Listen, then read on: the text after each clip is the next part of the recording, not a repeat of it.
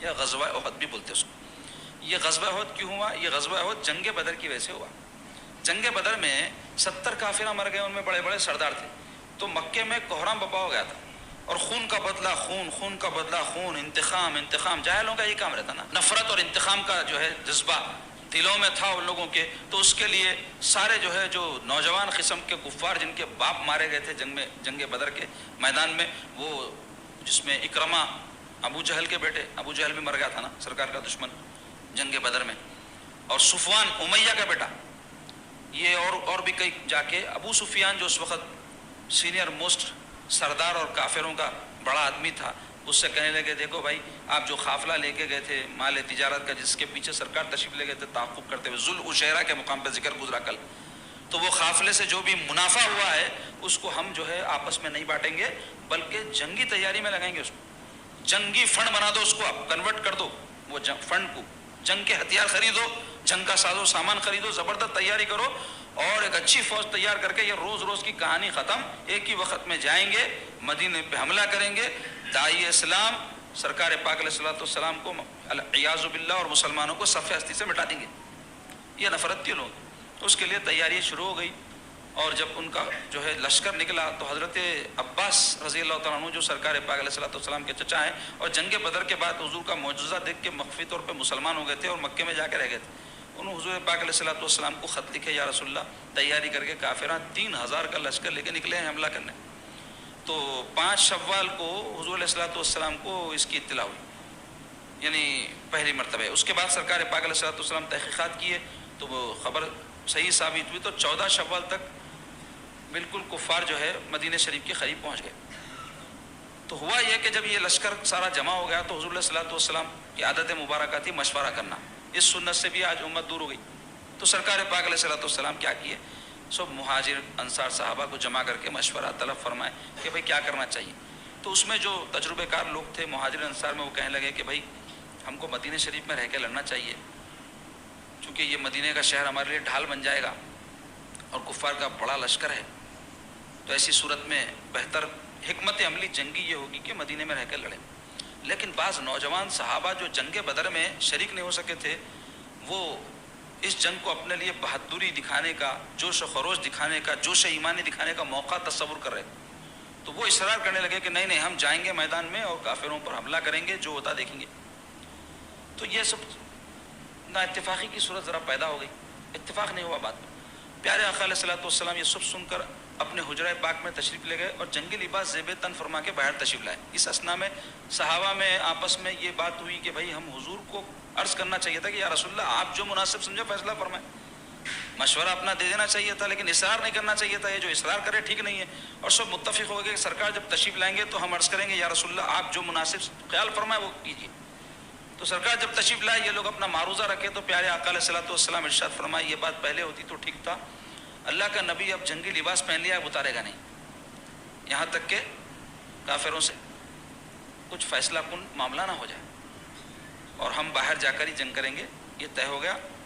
اس پر منافقین کا جو سردار تھا عبداللہ ابن ابی اس کا نام تھا، وہ کہنے لگا کہ بھائی ہم مدینے میں رہ کے لڑتے تو آپ کا ساتھ دیتے، آپ ہماری بات نہیں مانے لہٰذا ہم یہ جنگ میں شریک نہیں ہوں گے، ہاتھوں اٹھا لیا. تو جو منافق قسم کے لوگ ایسے رہتے ہیں نا، ان وقت پہ ہاتھ دینے والے، اس منافقت کی خصلت جس میں رہتی ہے اس کے یہ کوالٹیز ہیں. یہ تو مختصر یہ کہ سرکار پاک علیہ الصلوۃ والسلام فرمائے کہ کوئی ضرورت نہیں ہے، اللہ ہمارے ساتھ ہے. 700 کی تعداد رہے گی، 300 کے قریب نکل گئے جو ان میں مسلمانوں میں چھپے ہوئے تھے. تو مسلمان نکلے اور احد پہاڑ کے پاس کفار اپنا لشکر ٹھہرا چکے تھے. احد یہ جو پہاڑ ہے مدینہ شریف سے 3 میل کے فاصلے پر ہے.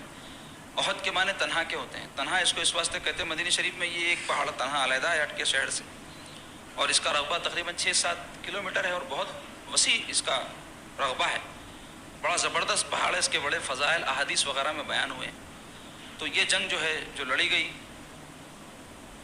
بہت پہاڑ کے دامن میں لڑی گئی. سرکار پاک علیہ الصلوۃ والسلام جب تشریف لے گئے اپنے اصحاب کے ساتھ تو حضور نے احد پہاڑ کو اپنے پیچھے رکھا، اور عنین نام کا ایک اور پہاڑ تھا جس کو اپنے بائیں طرف رکھا. سرکار پاک علیہ الصلوۃ والسلام نے سارے لشکر کو ترتیب دے دیا. ایک پہاڑ کے بیچ میں سان تھی جس میں سے خطرہ تھا کہ دشمن پیٹ کے پیچھے سے ادھر سے حملہ کر سکتا تھا. تو پیارے آقا علیہ الصلوۃ والسلام عبداللہ ابن جبیر رضی اللہ عنہ ایک صحابی کو اس مقام پر متعین فرمائے اس تاکید کے ساتھ 50 تیر انداز ان کے حوالے کیے اور اس تاکید کے ساتھ متعین فرمائے کہ دیکھو جنگ کے دوران اگر تم دیکھو ہم جیت گئے ہیں یا ہار گئے ہیں کچھ بھی ہو جائے لیکن جب تک میرا حکم تم کو نہ پہنچے پہاڑ سے نہیں اترنا. اور تیر جو ہے اندازوں کو متعین کیا گیا تاکہ کوئی دشمن ادھر سے پیچھے سے حملہ کرے تو تیر اندازی کرتے رہنا. حضور یہاں تک اس میں تاکید فرمائے اور ان کو ارشاد فرمائے کہ اگر تم دیکھو کہ ہم شکست کھا گئے ہیں اور ہماری لاشیں پڑی ہیں اور پرندے ہمارا جسم نوچ رہے ہیں تب بھی تم نہیں ہٹنا. اتنی تاکید فرمائے سرکار. جنگ اس کے بعد شروع ہوئی جناب.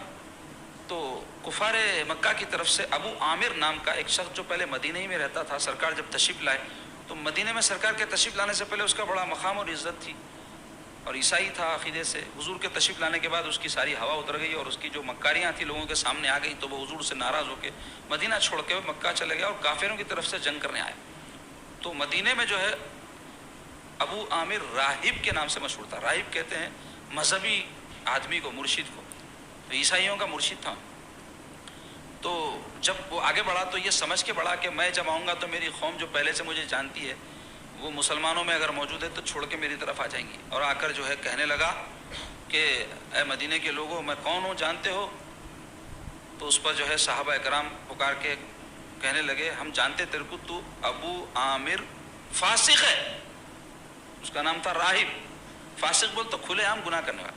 تو یہ سنتے تلملا گیا اور صحابہ اکرام اس پر پتھراؤ کیے تو بھاگ گیا وہاں سے.